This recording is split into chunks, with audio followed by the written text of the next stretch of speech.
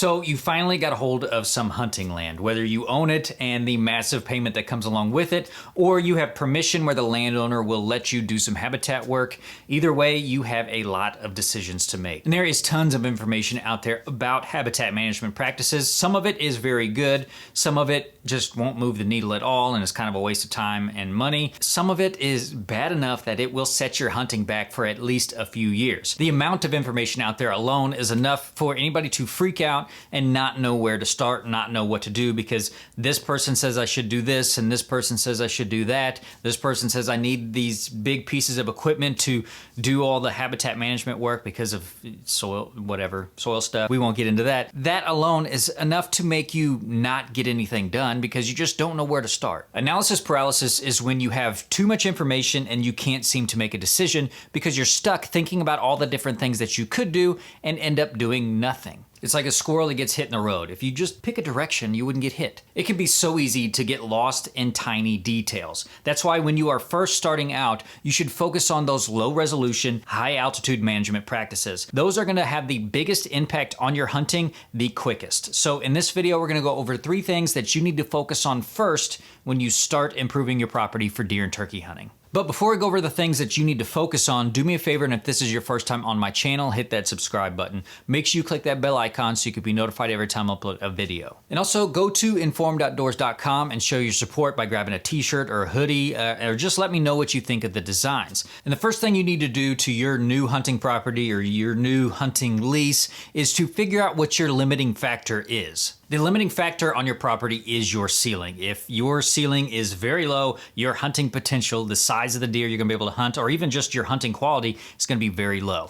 It doesn't make much sense to try to patch that hole in the top of the bucket when you have a giant wound in the bottom. Your limiting factor could be food, water, or cover. And I'm gonna guess for the vast majority of us out there trying to improve our quality hunting, our limiting factor is gonna be secure cover. And the good thing about increasing quality cover, if you increase that, you're also gonna increase quality food. So if your limiting factor is secure cover, and like I said, that's most of us, start opening up the canopy in your hardwoods in some strategic places and let sunlight hit that forest floor. If you've got a lot of open ground that's dominated by cool season grasses like fescue, you can convert those into more old field stands where you've got forbs and native bunch grasses growing in there. Not only is that good secure cover during hunting season with the bunch grasses in there, but it's also high quality food and it's great fawning cover so you can recruit more deer into your herds. And opening up your canopy allows more woody browse to grow. And so not only is that more secure cover, but that's also woody browse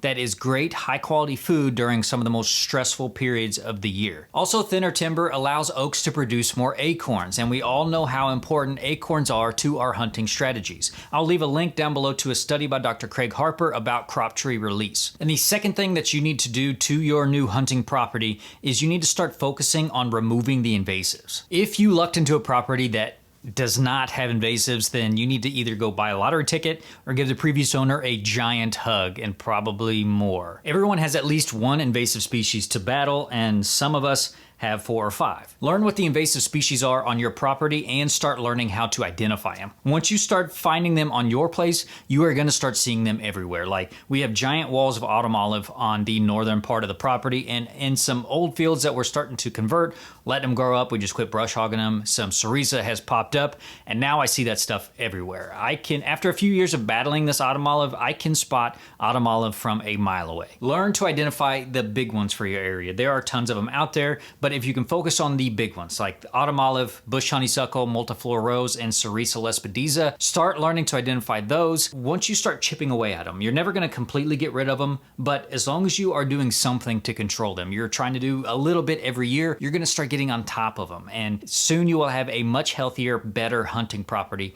by the end of it. And the third thing you need to do to improve your hunting property is you absolutely need to do your best to reintroduce fire to the landscape. Prescribed fire is the single greatest tool we have in our arsenal when it comes to restoring habitat, increasing deer populations, growing bigger deer, and increasing turkey populations. There might be things out there that are better suited for specific tasks like herbicides for invasives, but nothing encourages more growth than sunlight and fire. Start incorporating fire into your hardwoods and you can provide 3 times the amount of forage as you would in unburned timber. The flush of growth that you get in the years following a prescribed fire not only equals more high quality food, but it also means that there's more cover available, more usable cover in that 4 feet and down range. It helps keep those invasives in check. It can reduce tick populations. It increases biodiversity. The list goes on and on and on. And I know that getting started with prescribed fire can be kind of scary. I mean, we all see those wildfires and freak out that that could be something that we could cause, but prescribed fire can be very safe if you know what you're doing. Get the proper training and get help out there with you, and you will see that the benefits far outweigh the risks. Start out really small for your first fires, an acre or less, just to kind of get a feel for it. And if you still are uncomfortable doing prescribed fires, you just don't think you can handle that amount of responsibility, then you can always hire a contractor to do your controlled burns for you.